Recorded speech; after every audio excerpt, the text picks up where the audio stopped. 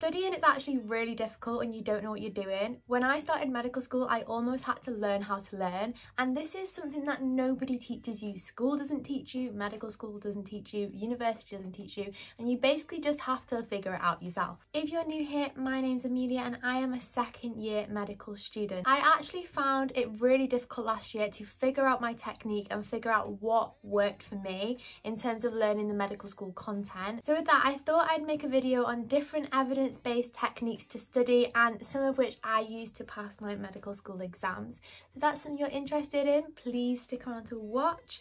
And with that being said, we'll just get straight into it. So the first one we're going to touch on is spaced repetition.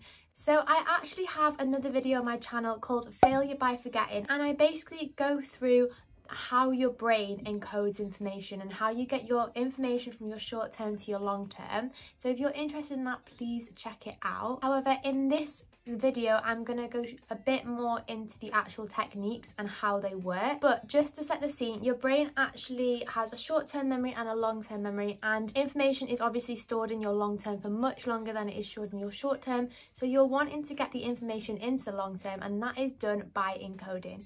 Your brain has so much information to take in. If you think about it, everything you look at, everything you hear, everything that you see, everything that you smell, it has some sort of processing to go through. There's so many things that your brain has to take in. So when you're taking in information as well, your brain has to prioritize what is worth keeping and what is worth getting rid of, basically. And the way it prioritizes is based on how important it thinks the information is. If your brain is receiving information multiple times, it's going to think that is more of a priority, and it's going to think, oh, I actually need to remember this. I've seen it once or twice now. I need to put it somewhere where I need to remember it. And that is when it starts going to your long-term memory. So with spaced repetition, that is why it is so important, because when you're seeing things multiple times or hearing a concept or seeing a concept multiple times, your brain starts to recognize that this information actually might be important. So I'm going to hold on to it and I'm going to store it somewhere where when I need it, I can get it out. It's accessible and I can get it out quicker. And then that is the basically science behind your memory and encoding it into the long term. So you actually have something called a forgetting curve, and that is when you first receive information, you start off at the top of the forgetting curve, and as time passes, it eventually progresses, you forget more and more until you remember much less than you started with. And the forgetting curve is what you need to overcome in order to retain the information. This is where we use the concept of spaced repetition in order to encode into your long term and overcome this forgetting curve. Spaced repetition is basically repeating exposure at increasing intervals. However, the spaced part of the repetition, also known as the timing, is very important. If you go through something too soon, it's not going to encode as well, and if you go through something too late, then you would have forgot it and you won't be able to recall it. So the timing is really important. When I mentioned at the start of this section that your brain likes to see things multiple times before it thinks it's a priority and before it thinks that it should go into your long-term memory, and it actually takes your brain up to 7 times before it actually recognizes something that's important and something that's worthwhile holding onto. So when you're spacing out the repetition, you learn it initially, so that's exposure number 0. Then you're actually supposed to see that same information again in 24 hours, again in 3 days, 7 days, 21 days, 30 days, 45 days and 60 days, and that is the space of the repetition. That is how often and how much time you should wait in between your next exposure to the same information. So that is a lot of exposures. So if you feel like you don't know something as well, or you feel like you're not getting anywhere or you're forgetting, then you've probably not done 7 exposures. And 7 exposures is actually a lot of times in practice, and I know once I've gone through something once or twice, I'm like, I should know this, and once or twice is nowhere near 7. So just keep persevering with it and keep going. You can use apps such as Anki, which are really good for spaced repetition, because they already have that algorithm of that space in time where they show you the flashcards in that specific spaced repetition time frame. Also, this is not an ad, just to be clear. As an alternative to Anki or apps like Anki, you can just use the old-fashioned way and go over something once and then go over it again the next day, and then go over it in 3 days and then 7 days and then 21 days and then 30 days and then 45 and then 60. So you can do it like that as well, like literally just scheduling the time to go over the same information. You don't have to use Anki, you don't have to use flashcards.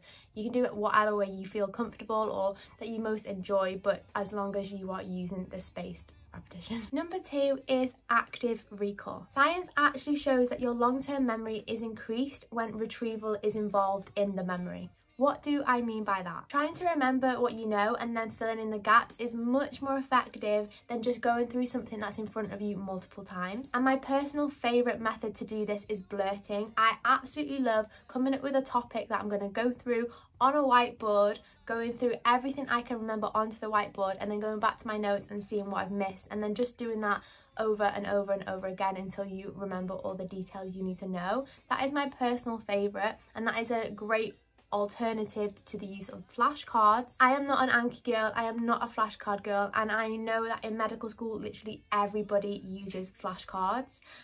So sometimes it can be a little bit difficult because you're obviously deviating from the norm, but it's really important to remember that just because one person is doing something doesn't mean you should be doing it, and you need to do what works for you. So if that's not flashcards, or if it is flashcards, that's fine, just do what works for you. But the most important part of this method of active recall is that you need to check at the end that you've got everything and that you've got the information right, whether that is using flashcards and you're checking the back of the flashcard, or whether it's using a whiteboard and you are checking the whiteboard against your notes. It's just important to check it, because if you're consolidating information in your head and it's actually the wrong information, it's just a waste of time. So check at the end. Third study technique is desirable difficulties. So science actually shows that learning a subject and putting effort into the learning of that subject actually leads to a better retention rate. It's really easy to rush through the initial learning because you just want to get through it and you want to get to the revising stage.